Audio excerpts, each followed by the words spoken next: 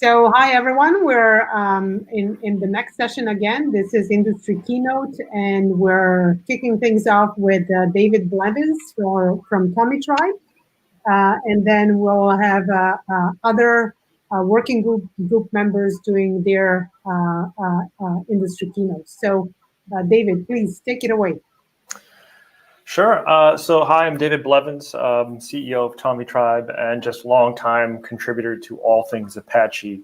I did my first open source project that implemented EJB in 1999. So needless to say, this day has been pretty amazing to see Jakarta EE8 released. So, today is a very, very big day, but I kind of wanted to take us back and just kind of remind us of how far we've come and just to compare where that means we can go. So if we look back at 2004, that was the day. This is a big day, year in Apache Software Foundation. We got a 10-year license to the Java EE TCK. So this hadn't happened before. It was actually three of us who got the ability to be licensees as open source projects. It was Apache, it was Object Web, and also JBoss got a TCK, although they had to pay for it. But that was kind of the first beginning of really truly certified open source. And in that 10 years, it seemed to have be the calling. It just brought all these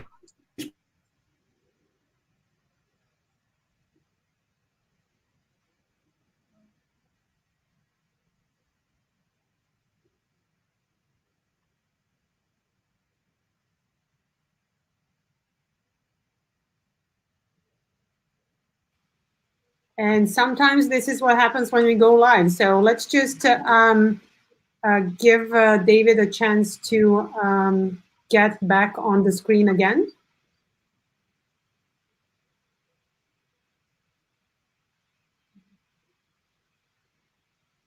Yeah, so give us a second or two. Okay. And we're blinking.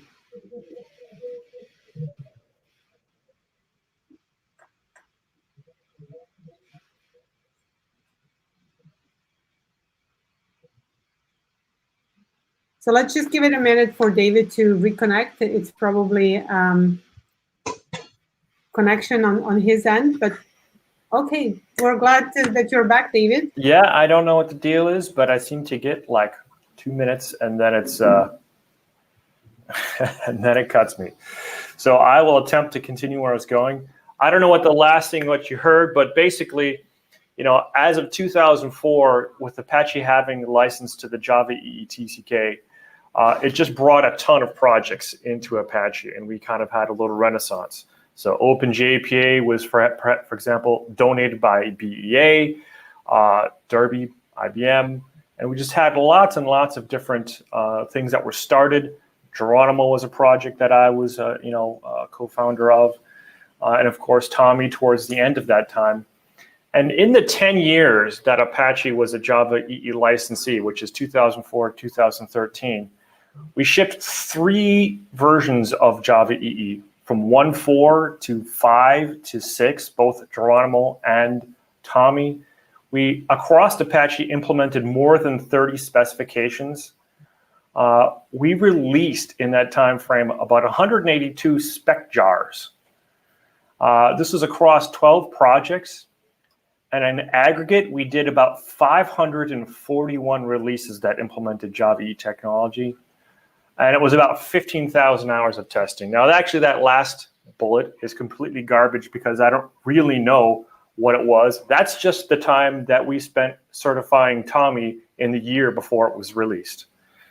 So that was just on my personal credit card there in the EC2. So unfortunately, in 2013, our 10-year license expired. And Apache was unwilling to re-sign. Oracle would have absolutely given Apache another license to the TCK, but Apache had some reservations because of some bad history and decided not to renew. And so the net result is that we ended up spending the last 6 years without a TCK. So none of these projects that I mentioned at Apache had a TCK and the ability to go forward. And it wasn't through lack of trying. So I know Oracle tried very, very hard for 2 years to come to some sort of terms that Apache would accept. And eventually, after 2 years of us trying, we just sort of gave up. And then that brings us to today, which is basically this big, long gap where Apache's been without coverage of the TCK is over officially as of this very day. So today, with all of the Jakarta EE8 releases and truly open source TCKs, Apache can basically pick up where it left off in 2013. And this is amazing news. And so, this open source TCK stuff, it is a big deal. People talk about it, and I know you may not see it and feel it as consumers, but it is the thing that drives the ecosystem. And truly, for the first time in this entire time, Apache's Java EE and Jakarta EE efforts are whole again. And so, just a very big thank you to Oracle for bringing us this far. A very big thank you to the working group for getting us into this shape. We're actually in a better shape than we were in the previous several years. So in the past, when we were doing all this testing and releasing all these 541 projects, the hardware and the continuous integration system that we had used was completely private. We couldn't share the TCK with anybody. Now we can do that all openly. And I ask you, what kind of open source project does all their building in private? Are they truly open? The answer is kind of not really. We had to have private issue trackers. If there was a problem where a TCK test failed and we wanted to file an issue about it, we couldn't put those details out in public. And now we can actually do all of that work out in public in front of everybody. And also, the roadmap was completely a secret. If people said, "Hey, how far are you to getting complete?" We couldn't tell them anything. We could only tell them we either passed or we failed, and that was it. We couldn't say, "Oh, well, we're having these issues in this area. Come help." No, it was just, that's it. Just completely silent on the roadmap until you were finished. You couldn't say a word. And now all of this stuff can be done collectively together as a community, which is amazing. So I think if you think of what we accomplished on the Apache side with just getting a license, imagine what can be accomplished when everything is completely open. We can finally implement these things in front of everybody, with everybody, openly as a community. In fact, what we were doing before was largely proprietary software development, even though we were shipping under an open source license. And so we're going to make a little announcement today is that, for the first time ever possible, we're basically going, on the Tomitribe side, we're going to donate TCK testing resources to the Apache projects that implement Jakarta EE. So running the TCK takes a very long time. It's a huge amount of resources. Apache is not set up for it. So for any projects that would like it, we will be running the TCK for them and hosting infrastructure in our Amazon EC2 setup. We hope that this makes projects faster and can get caught up and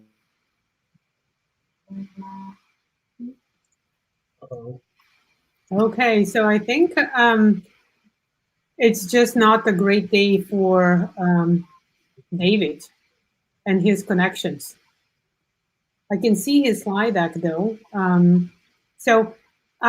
I would actually suggest we move on because we have a few more keynotes to go through. So at this point, I will invite Ian on the screen and share his screen. And I apologize to David for cutting him off, but we have to move on, and we'll make sure that we either share the slide deck or actually do a proper recording and provide that for you guys. So Ian, if you want to share your screen, that would be fantastic. In the meanwhile, I will invite Steve Millidge as well on the screen, so he will be next.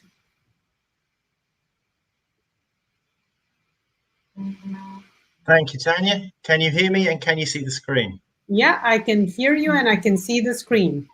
Okay, well, thank you very much. And I think David was having quite a good day, actually. I thought his message came through loud and clear until we lost him.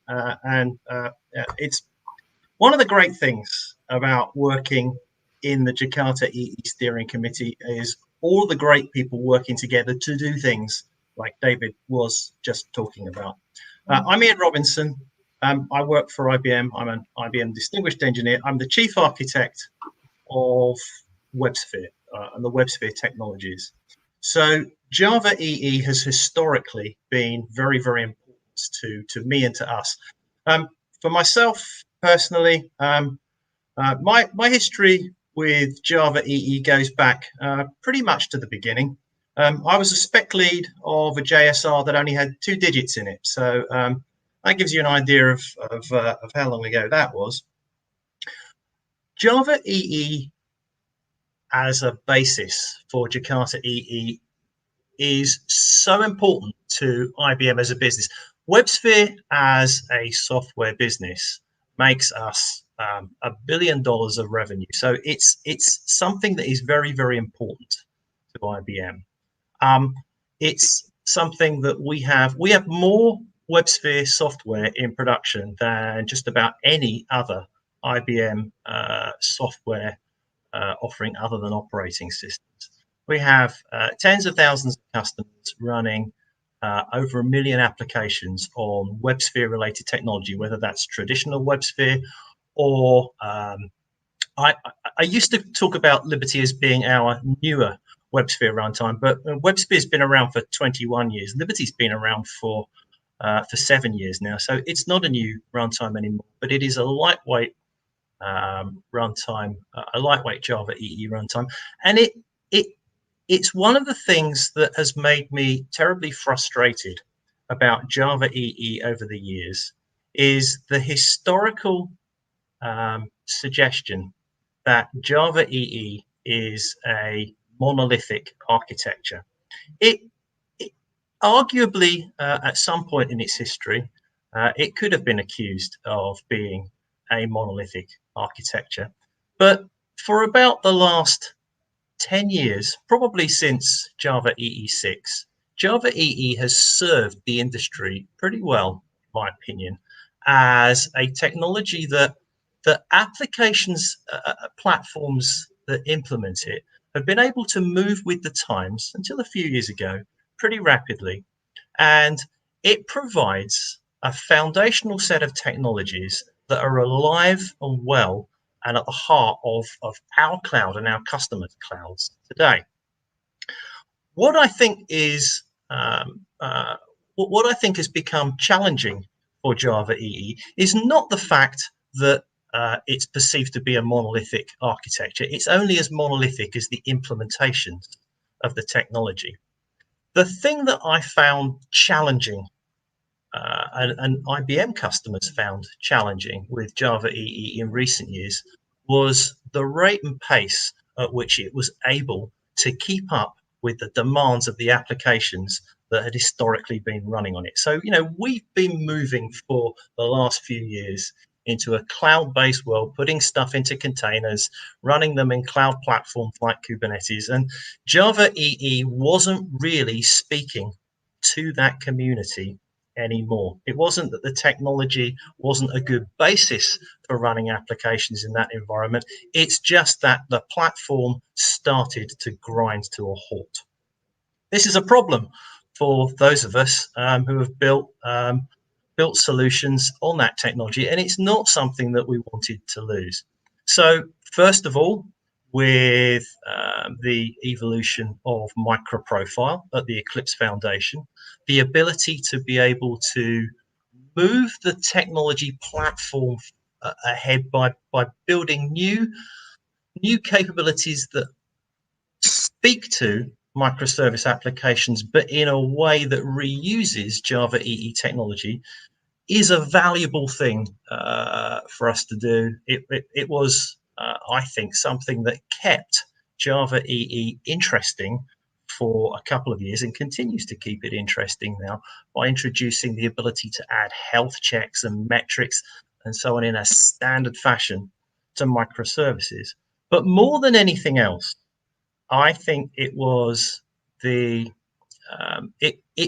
showed us the way with Java EE that bringing the platform to the Eclipse Foundation, opening up the community to a much broader church of community implementers, and that's in terms of the sorts of things that David and Mike were speaking about earlier on, how the specifications are hosted and made available, how the TCKs are hosted and made available, how implementers of the platform can get hold of the technology much more easily, like the Apache Software Foundation, enables us to have a far broader engagement that can push the technology further forward at a rate and pace at which we want to actually consume and use it.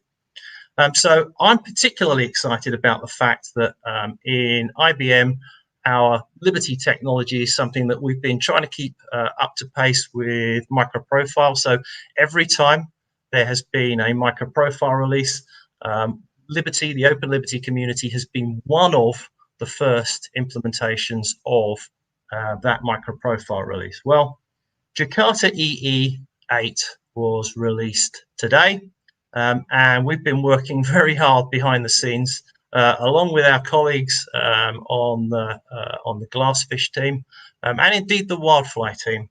And so am I sharing my screen at the moment? There we go. Yeah, I am. I'm really excited about the fact that on the very, very first day Jakarta EE8 was released, we've certified Open Liberty to Jakarta EE so that an Open Liberty developer now can get the benefits of both Jakarta EE8 and all of microprofile. I think these two things together are going to show the way forward for the Java platform. And my expectation in terms of what's coming next in future releases of Jakarta EE will be heavily influenced by the work that we've been doing together in microprofile on the way. So thank you. Thank you, Ian. So Steve, if you want to take it over. So we have Steve Millidge from Payara. And then I will pull our next speaker into the mix as well. So Steve, why don't you take it away? Okay, I'll just share my screen. It's going to go. Great, thank you. Do you have it or not? It's not sharing yet. Okay, I'll have to do it this way. Is that sharing? Yep, that's great. Okay, it's not sharing the actual presentation. No problem. So I'm just going to really talk briefly around Payara and who we are. So and our relationship with Jakarta EE. So Payara are strategic members of Jakarta EE working group, which means that we've been working since the beginning on getting Jakarta EE 8 out the door for today. The working group is where a lot of the business side of the work goes on, a lot of the specification creation, the certification. And we've been strategic members since the beginning and since the migration of Java EE over to Jakarta EE. So we're also PMC members of EE4J. So EE4J is the section of the Eclipse Foundation where the actual technical work is done. That's where all the projects sit. And we are also PMC members of that. And one of the key things is that Payara are actually a new vendor in this ecosystem. So it may not seem like that, let's say, seem like it for many people, but we've only been around as a company since 2016. So we're only just into our third year, or our fourth year now. And what Jakarta EE enables us to do as a new vendor is that due to the opening up of all the TCKs, the source code, the specifications, and the projects, is that as a new vendor, we can get access to those open source TCKs and certify our products against those. This is a big thing that Jakarta EE is bringing, essentially. This allows new vendors to join the ecosystem, and we'd like to see many more. And we hope that more vendors joining Java EE, Jakarta EE, will build out and drive forward Jakarta EE. So as part of being a strategic member, we've been heavily involved in flat out and getting the binaries out and tested and into Glassfish. So our project team has been migrating all the projects over, working in a number of projects, including JSF and concurrency, to actually build out and certify those. And now that's all out there and all that work's done. What we need to do now is move forward into driving Jakarta EE. So one of the things we are keen to see is that we want to move forward very rapidly on evolving Jakarta EE to meet cloud native requirements. We want to move forward fast on the namespace issue and help migrate all the Java EE APIs over to the new Jakarta EE namespace. So our project team is behind that and we'll be putting in people and resources and technology to help move that forward. The other thing, on Jakarta EE is we are very much committed to the concept of a Jakarta EE runtime. One of the main reasons that we created Payara was to take the concept of what was a Java application server and move that concept and to take developers onto new platforms like cloud, like container platforms, IoT platforms. So when we created Payara, our vision was really to reshape what people's concept of an application server is and enable us to leverage and manage runtime, provide monitoring and scalability and thread management and all the things that a managed runtime can do, but try and take that and make it work on lots of different architectures. So basically we take we take the product and make it work best for different architectures, and you as developers can concentrate just on the Jakarta EE APIs. So we have two products that we deliver. One is Payara Server, which is a standard application server in its model. It has a domain, it has managed servers, and that was derived from the upstream Eclipse Glassfish. And our intention is to certify Payara 5193, which is one that was just released in August, as a compatible implementation. We're not there yet because our release schedule doesn't line up with the Jakarta EE release schedule. So we released 5193 in August, and now we're just building out all the test infrastructure to make that run the TCKs and make that compatible.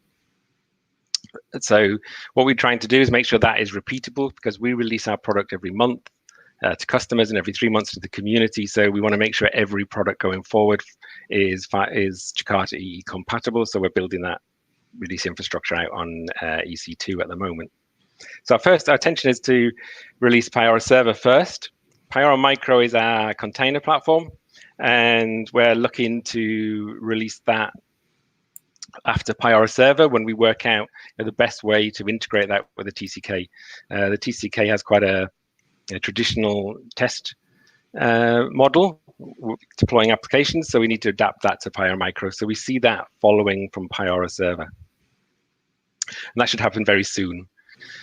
And after that, we are basically going to release every version as being a compatible implementation, and then our team will be working heavily within the Jakarta E working group to move forward to Jakarta E9 and Jakarta E10 and beyond. So that's all I have to say today. So we're really looking forward to moving Jakarta E forward and taking developers onto new platforms and new architectures. Thank you so much, Steve. So I will be moving on to our next keynote speaker, and that is Will Lyons from Oracle. Will, if you want to take it over, and I will also invite on our following speaker. Okay, thank you very much. Can you hear me? Yes, loud and clear. Very good. So how do I share the screen? So you just hover over your picture. Yeah. And then a little pop-up menu will show up. Mm-hmm. And in there should be share screen.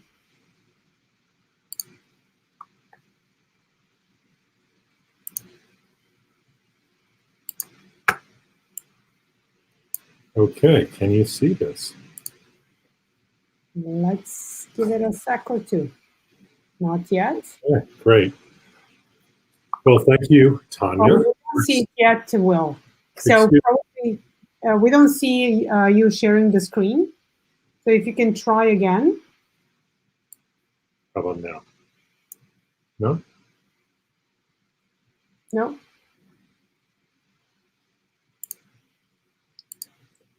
So you are hovering. Oh, there you go. There we go. Super. Yes, that's it. Thank you. Fantastic. So, thank you, Tanya, for setting up this event, and thank all of you for joining. Looks like we have 1,168 attendees, which is quite an impressive number. So, thank you all for joining. So, today's a big day.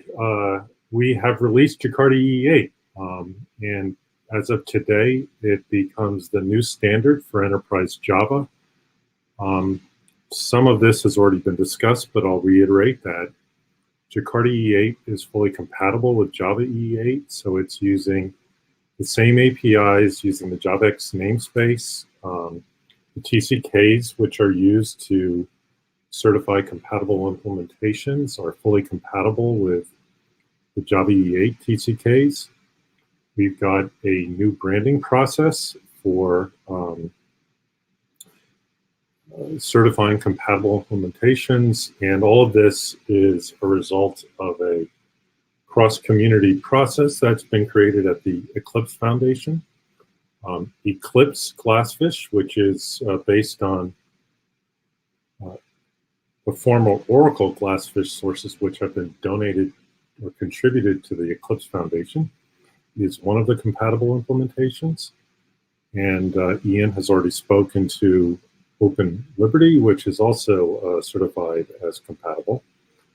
And all the vendors listed have all announced their intent to support Jakarta E8 with compatible implementations going forward. So we've got a very healthy vendor community and a baseline for enterprise Java to evolve in the future. I just want to say a big thank you to everybody. It's been a long road, and I think that needs to be acknowledged. We Oracle and our partners announced our intent to move Java EE to the Eclipse Foundation 2 years ago. Since that time, we've created the EE4J project, which hosts much of the sources that Oracle has contributed. We formed the Jakarta E Working Group, which provides oversight for the entire effort, which provides funding for the effort. And also we've created project infrastructure for hosting sources, for building implementations, and for running tests. So there's a lot of work that's gone on to make that happen. Oracle has invested a lot in contributing Glassfish sources, the sources of the TCKs, which David was discussing earlier, and the actual specification documents themselves, so the Java EE8 specification documents, which are now being reused in Jakarta EE. And together with our partners in this undertaking, we've defined a specification process. And now finally we've delivered the first Jakarta EE release. So I want to thank all who've contributed to this. Certainly Mike Milinkovic and the team at the Eclipse Foundation, IBM, Red Hat, Payara, Tomitribe, Fujitsu, and the other members of the Jakarta EE Working Group, and you community members who have participated. It's really been incredible to see how once we got all the foundation created, how we've been able to deliver this release. So I really appreciate the work that everyone has contributed to this. This is a slide that I've been presenting for quite some time now, that it has been our intent to deliver Java EE technology, and with sponsorship from the community, to create a new brand and a new process which is flexible and is open and is compatible. And we've done all of those things. We have an open process, we have a compatible set of specifications, and we have a process for evolving this going forward. One thing I want to emphasize, it's been a long road delivering this release. I do not expect, and you should not expect, that this will be a 2-year process going forward. Much of the time that's been invested over the past 24 months has been spent in technology transfer, both contributing technology and working out the licensing terms, etc., associated with that.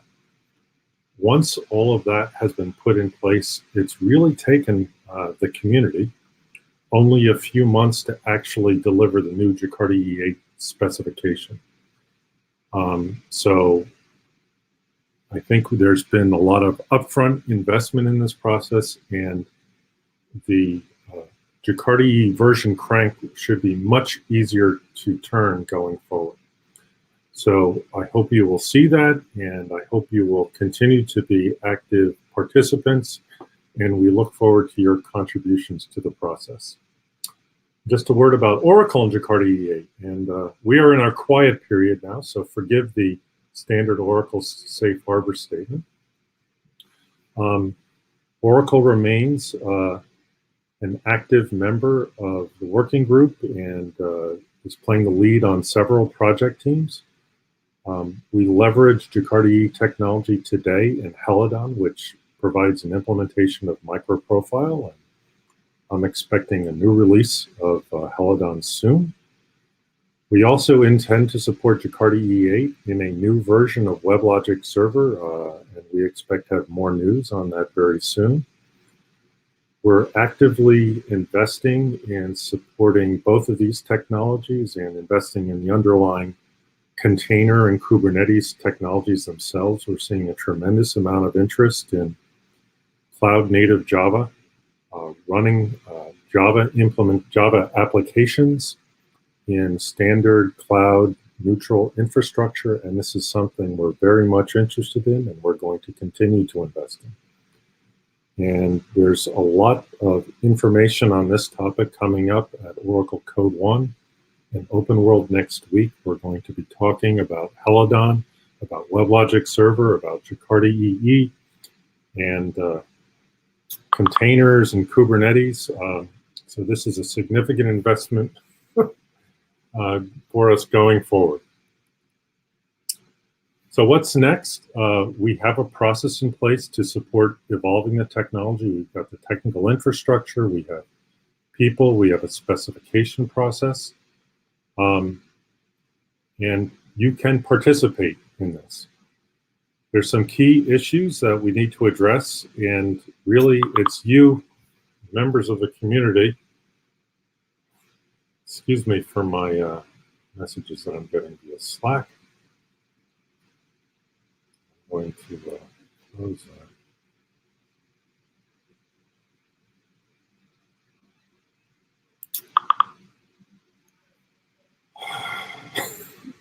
So we're live. When we're live, things are happening on the fly. So, you know. Sorry about that.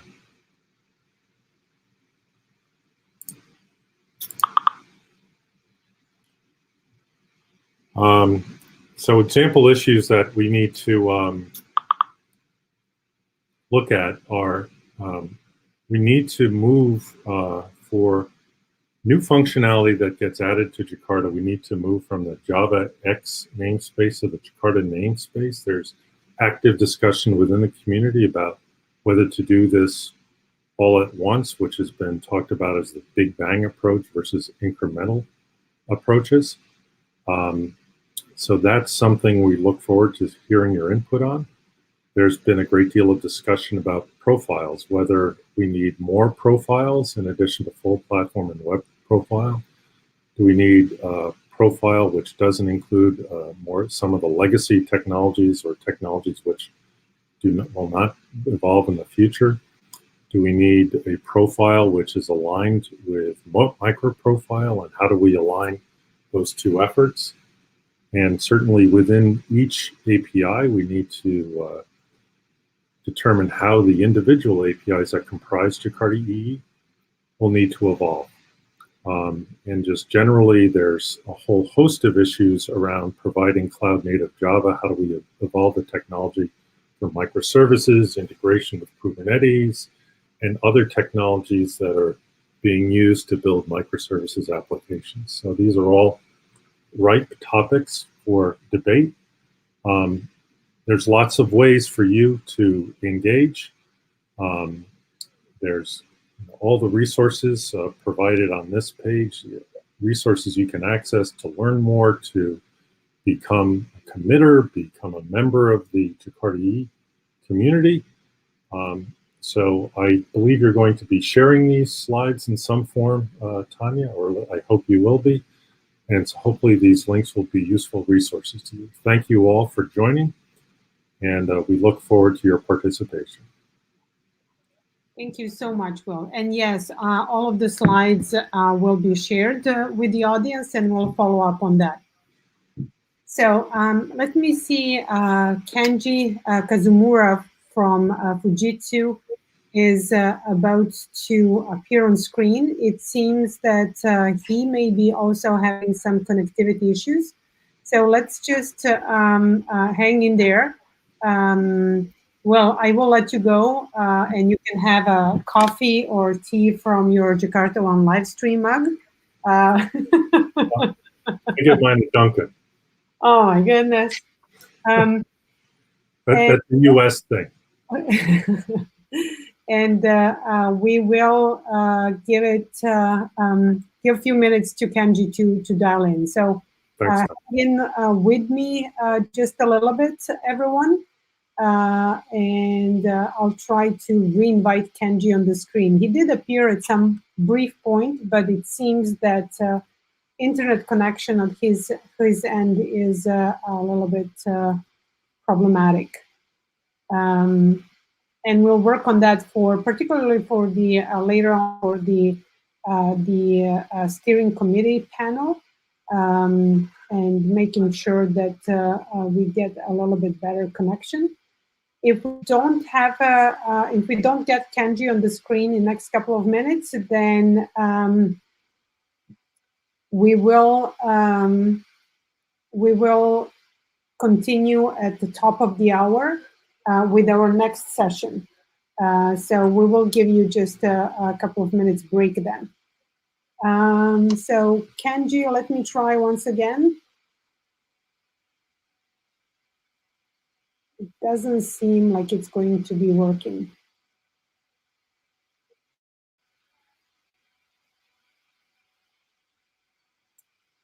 So Kenji, I will connect with you offline to figure out the connection issues with regards connection issues. So we can have a better connectivity for our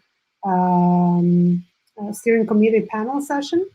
But for everyone else, thank you so much, and we will see you in our next session. I will end the broadcast at this point. Thank you. Bye.